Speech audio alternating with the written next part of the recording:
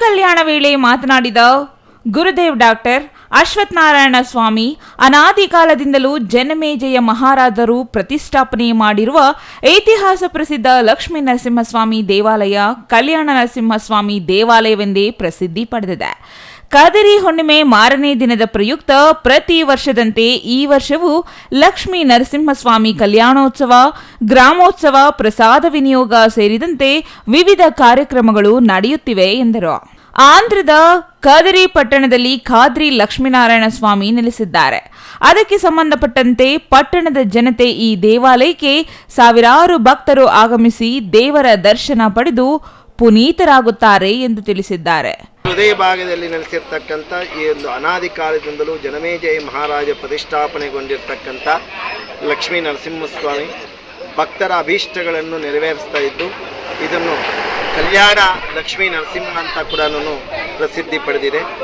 ಈ ಒಂದು ಕದರಿ ಹುಣ್ಣಿಮೆಯ ಪ್ರಯುಕ್ತವಾಗಿ ಪ್ರತಿ ವರ್ಷದಂತೆ ಈ ವರ್ಷವೂ ಕೂಡ ಕದರಿ ಹುಣ್ಣಿಮೆಯ ತದನಂತರ ಅಂದರೆ ಬರ್ತಕ್ಕಂಥ ಮಾರನೇ ದಿವಸ ಈ ಒಂದು ಲಕ್ಷ್ಮೀ ನರಸಿಂಹಸ್ವಾಮಿಗೆ ಕಲ್ಯಾಣೋತ್ಸವ ಕಾರ್ಯಕ್ರಮ, ಅನ್ನದಾನ ಸೇವೆ, ಅದೇ ರೀತಿಯಾಗಿ ಬಾಗೇಪಲ್ಲಿ ಗ್ರಾಮೋತ್ಸವ ಕಾರ್ಯಕ್ರಮ, ವಿಶೇಷವಾಗಿ ಕೀಲುಕುದುರೆ ಇವೆಲ್ಲವನ್ನೂ ಕೂಡ ಏರ್ಪಾಟು ಮಾಡಿ ಗ್ರಾಮೋತ್ಸವ ಕಾರ್ಯಕ್ರಮ ಎಲ್ಲವನ್ನು ಕೂಡ ಏರ್ಪಾಟು ಮಾಡಲಾಗಿದೆ.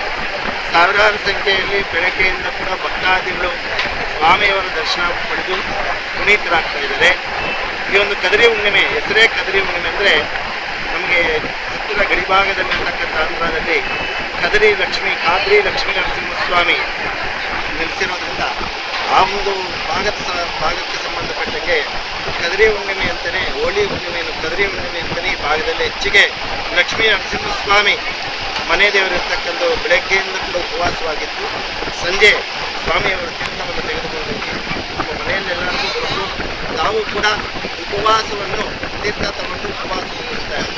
ಇನ್ನು ಈ ಸಂದರ್ಭದಲ್ಲಿ ಪ್ರಧಾನ ಅರ್ಚಕ ಡಾಕ್ಟರ್ ಅಶ್ವಥ್ ನಾರಾಯಣ ಸ್ವಾಮಿ, ಲೇಪಾಕ್ಷಿ ಸುನೀಲ್ ಸ್ವಾಮಿ, ನರೇಶ್ ಸ್ವಾಮಿ, ಗುರುನಾಥ್ ಸಂದೀಪ್ ಸ್ವಾಮಿ, ದೇವಾಲಯದ ಪ್ರಧಾನ ಅರ್ಚಕರಾದ ಲಕ್ಷ್ಮಣಮೂರ್ತಿ ಸೇರಿದಂತೆ ನೂರಾರು ಭಕ್ತರು ಹಾಜರಿದ್ದರು. Subbu, CTV news, Bagepalli.